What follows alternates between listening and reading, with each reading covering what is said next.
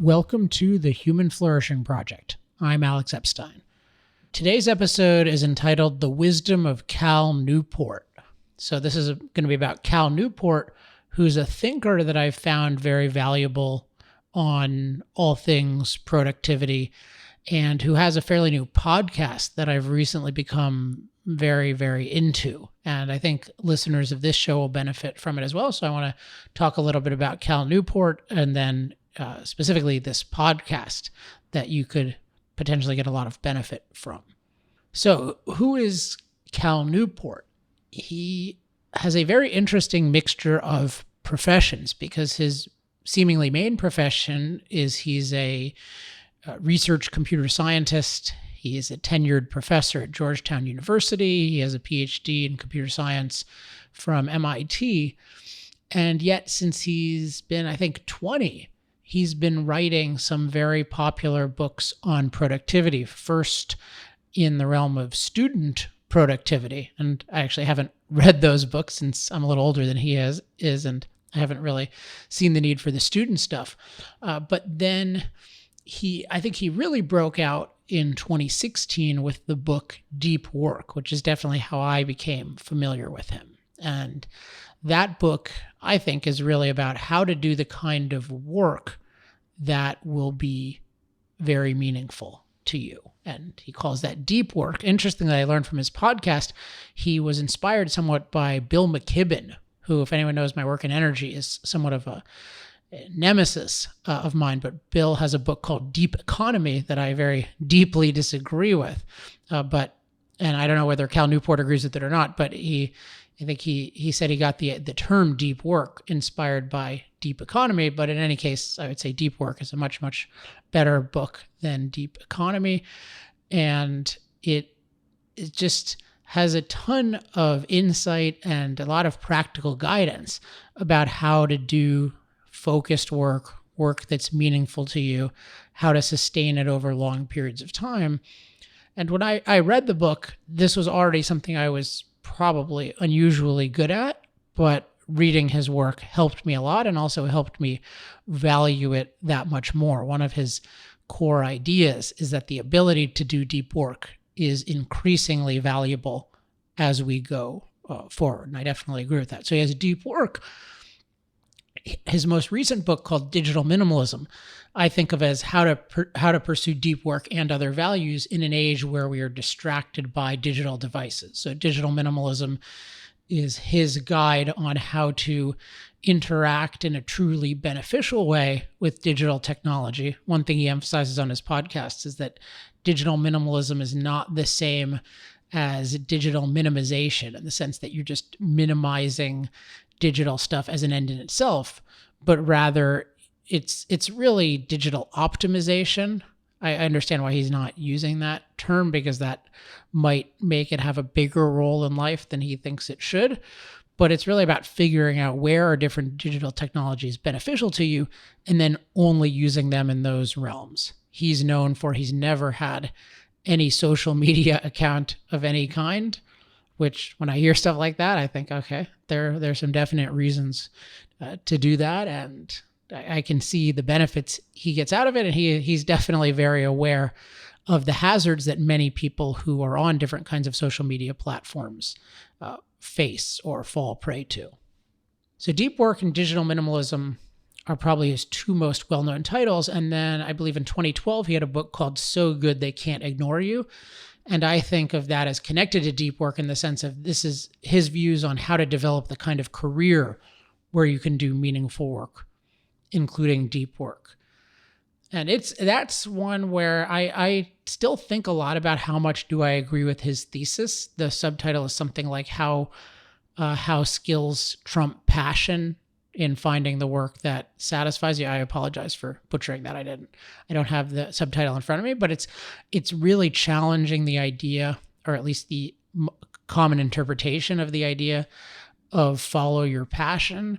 And any view he has, I find, even when I think I disagree, he definitely makes a good case. And in his podcast, he talks a lot about career and why his approach, which involves something he calls career capital theory. So this is, once you're in a certain realm, figuring out how to build capital, and then that's going to give you certain values, including autonomy, that he believes are usually more important than the specific subject matter of the career. So I have mixed feelings about it, but he definitely makes an interesting case. And I would say specifically if you don't feel like you have a definite area where, I really, this particular topic, this particular issue just fascinates me strongly in comparison to others, I think he's got a lot of really good advice there. So that was my familiarity with Cal Newport until about 5 weeks ago. And then on Thoughtful, which some of you may have heard of, that's my social media platform. It's not a social media platform. I apologize. It's it's a unique kind of thing, but it's our social platform that I created with Brian Amerige, who's the main creator. We've talked about it on the show. You can learn more and sign up to be a beta user at thoughtful.community. At some point in the not too distant future, we'll be allowing a lot more users on, but one of the other users on Thoughtful recommended this Deep Questions podcast by Cal Newport. And I thought, Cal Newport has a podcast. That's pretty cool. This could be something fun to listen to.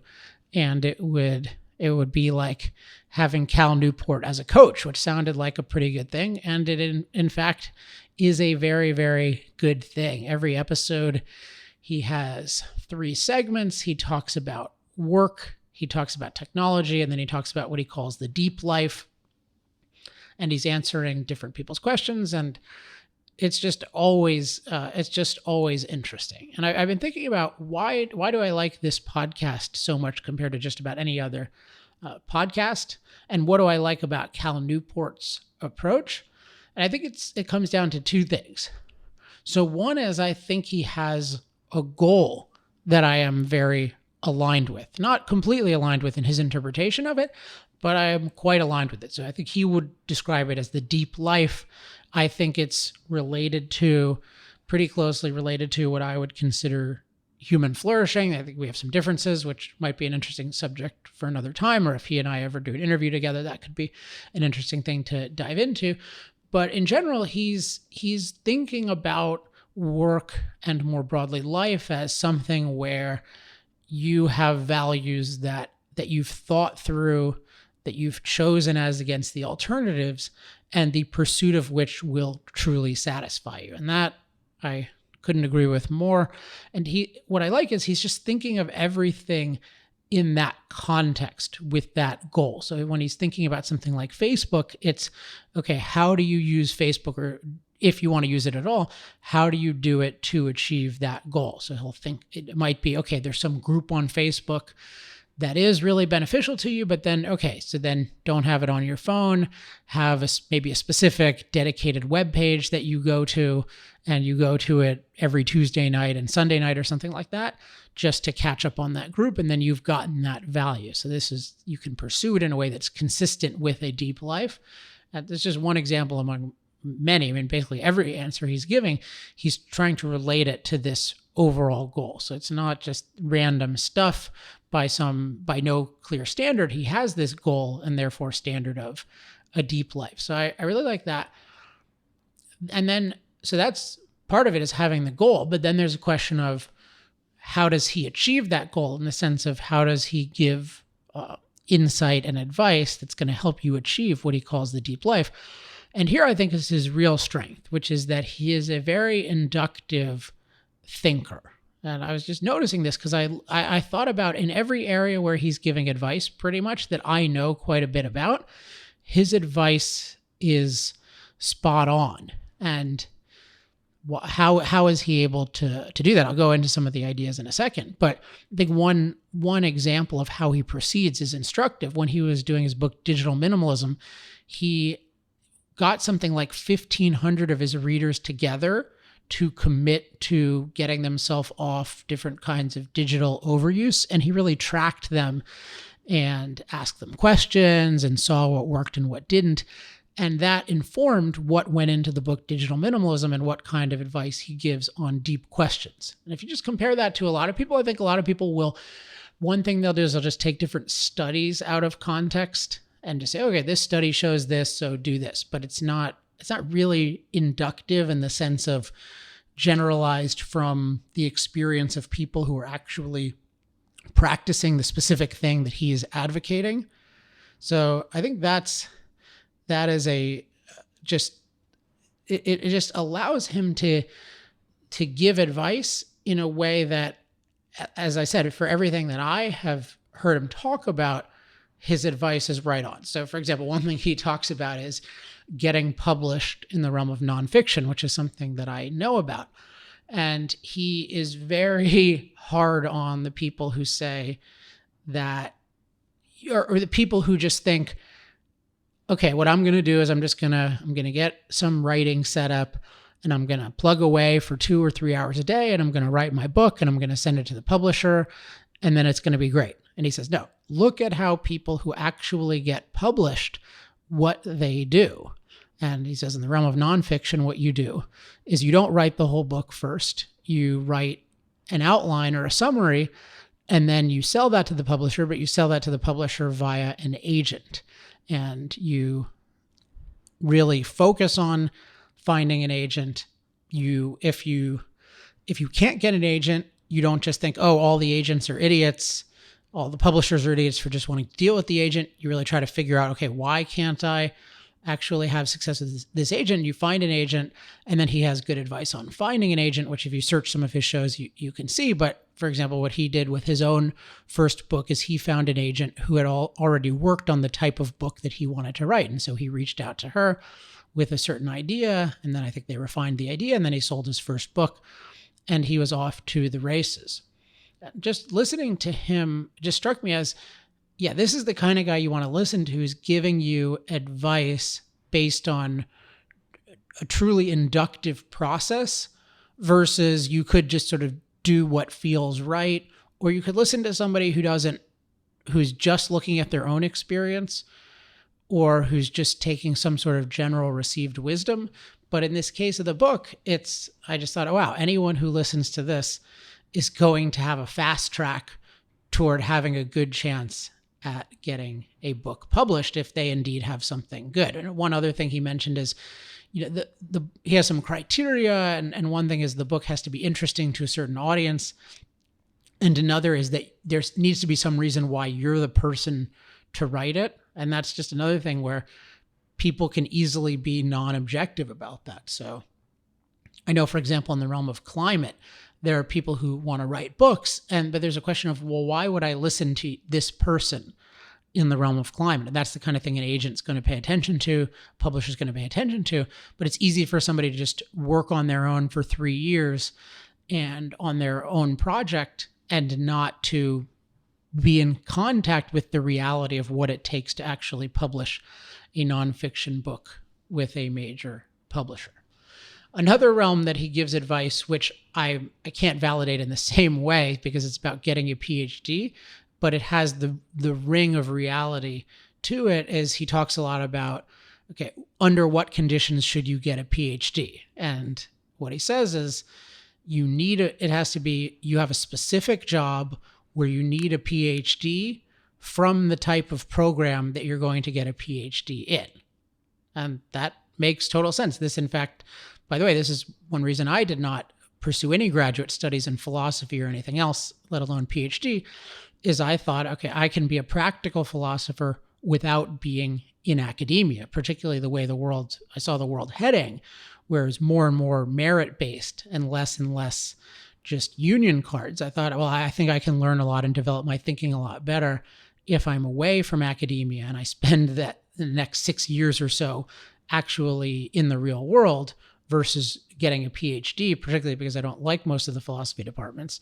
And that, I think, worked out very well for me. But what's interesting about him is he's giving this advice as somebody who has a PhD. So you might think, oh, he's going to be biased toward, get a PhD. It's a great platform. You can do so much with it. And he says, no, if you don't know what you want to do, spending 4, 5, 6 years in PhD program, that's not what you want to do. And it can't just be even that you want to be in the field. It has to be you can get into a specific program that will help you that will actually get you the job that you want. You have to be realistic about that. if you're interested in this topic, I would definitely listen to the podcast that he covers this, because he goes into this in a lot of detail, probably more detail than I happen to be interested in myself, because I don't have too many goals related to getting a PhD. But just another example of how inductive he is with with his ideas, and thus how dead on he is often. Another example of this very accurate inductive thinking is when he talks about how to be a great employee, which in a sense is not something that I know a lot about, because I don't know that I ever was a great employee and now I employ people. But certainly as an employer, man, he just really nailed this. I was listening to a recent episode and he's talking about when you're new at a job, you want to think of two things in a certain order. So dependability and indispensability. So dependability in terms of, okay, if I'm thinking of myself, like when I give something to Alex, he's going to do it. He's going to do it well. He's going to do it on time.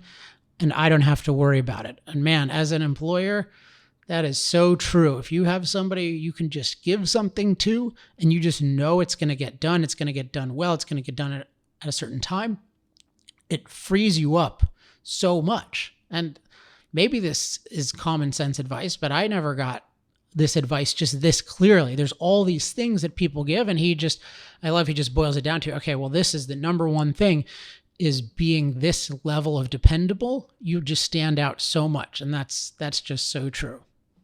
And then he talked about indispensability, which you can listen to that episode if you want, but the basic idea is that, okay, well, at a certain point, you're super dependable, and only when you're super dependable, then you can start to do more creative things, more things on top of your basic job. And at a certain point, you just become indispensable to the success of the company. And once you're there, you have what he calls career capital.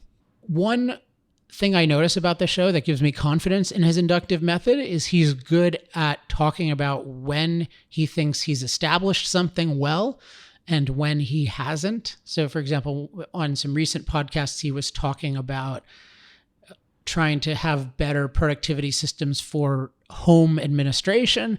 And he put out some ideas, but he said, look, I haven't validated these in the same way that I validate everything else. And that's kind of a common sense thing to do, to make those distinctions. But most people, in my experience, don't do that. So with Cal, I think there are a lot of things in the realm of productivity where he's really tested them himself, seen others test them, and he has a lot of confidence in them. And he's careful to distinguish when he's talking about things that are more speculative. And that's something, as I've talked about in early episodes of Human Flourishing Project, that I really appreciate. And just when I'm looking at different supposed experts on different things, I really want to see, are they good at acknowledging degrees of certainty and uncertainty? So that's my overall view. Is I think he's particularly good because he's a clear goal, this deep life, and he has an inductive method. I thought I'd just share personally some of the biggest benefits that I've gotten in terms of things that have been helping me in the last month or so. One thing that he emphasizes a lot that I was very aware of, but it's more powerful for him to emphasize it than others, is the idea of making sure that you capture everything into a trusted system, which is an idea that David Allen of Getting Things Done very much popularized. But it comes with a lot more credibility from Cal Newport, because Cal Newport, I think, has the right kind of focus on deep work, whereas in my view, David Allen's work doesn't have that. So the model of work that you get, at least from the book Getting Things Done, I don't know how all this stuff has evolved, but when I look at that work, that's not the way I want to work. I want to focus on a very few things, have them be very satisfying, do them to a very high level. I don't want all these just endless projects and sorting them a certain way and then just having next actions for everything. There's something to that, but I don't feel like David Allen has at least the big picture view of work that I want, and Cal Newport much more does. So it's much more credible when he says, yeah, you need to capture everything. And he has a methodology you can look into in his podcast, which he talks about capture, configure, control. So that I really like. The best idea, or the best idea for me that I've taken so far, is he has a couple of segments on what he calls rooted productivity. And I don't know, I may have already interpreted in this this in my own way, so you can look at how he talks about it. But the idea, as I've interpreted it, is you want one place where all of your core information about your own productivity is. So your own, what he would call commitments. So the basic things you're committed to in terms of productivity. So it might be something about deep work. It might be something about capturing everything. For me, it might involve the idea of relaxed productivity, but where I just have very clearly, among other things, okay, this is what I'm committed to. Things about avoiding distractions. And so there's that. There's also having, here are my long-term goals. And also, here are my strategies for achieving them. And in the last couple of weeks, I've been writing these out. And I really like how just having it all in one place, it just solidifies everything. And it helps me integrate the big picture with my day-to-day, week to week. And he's given some really good guidance on why he uses quarterly planning, why he uses weekly planning, and then what he calls time blocking, which is slightly different than what I call time blocking on a daily basis. But I found that with that rooted productivity, so those core documents, plus the quarterly planning, plus the weekly planning, plus the daily time blocking, I found that significantly improved my overall system. And I will probably talk about this in the future, but I think I've actually come up with some improvements on what Cal Newport has in terms of having something where it's even more proactive than what he has. So that's, at this point, an empty boast. So maybe that's useless, but I've been working on it for the past couple of weeks, and so far I'm getting really good results. So maybe after a few months, when I get really good results, I will tell more. But I'll just say for now, the basic idea is I want my long-term goals to be integrated with my daily calendar so that I've really thought through, here's what I want to do in life versus all the other things I could do. Here's what I want to do. And I want that to be reflected in how I'm spending my time every day. And that's something that I find that a non-trivial thing. I've never seen any productivity system that does this. Right now, I think I have my stuff organized so that I'm really doing it. Hugely influenced by what Cal Newport is doing, but adding some things as well that are at least helping me in particular. So I'm going to keep working on that, and at some point I'll do some podcasts or maybe teach a course on it, because it is for me the holy grail of productive planning, is to really have this integration between thought through long-term goals and then what I'm doing day to day. Then one final thing I've gotten from Cal is he's a very avid reader and a very broad reader, and he's a big enthusiast of having a reading routine or reading regimen. I forget exactly what he calls it. So I think his is something like he reads 2 chapters a day of books. I haven't incorporated that yet. That might not be the exact thing for me anyway, but I've started to do more weekend reading, and in particular reading books. Again, this is something that might seem like common sense, but he just makes the point that of all the different things you can consume, including podcasts, books are the best in terms of stretching your mind, in terms of the density of content that you can get. And I was doing some scheduled reading this weekend, and I started reading this book called Where's My Flying Car? Recommended, by the way, by Jason Crawford of the Roots of Progress blog. And man, that book is incredible. I'm so impressed by it. Maybe I'll do an episode on that. Maybe I'll do an episode of my other podcast, Power Hour, on that. I think I'll probably interview the guy.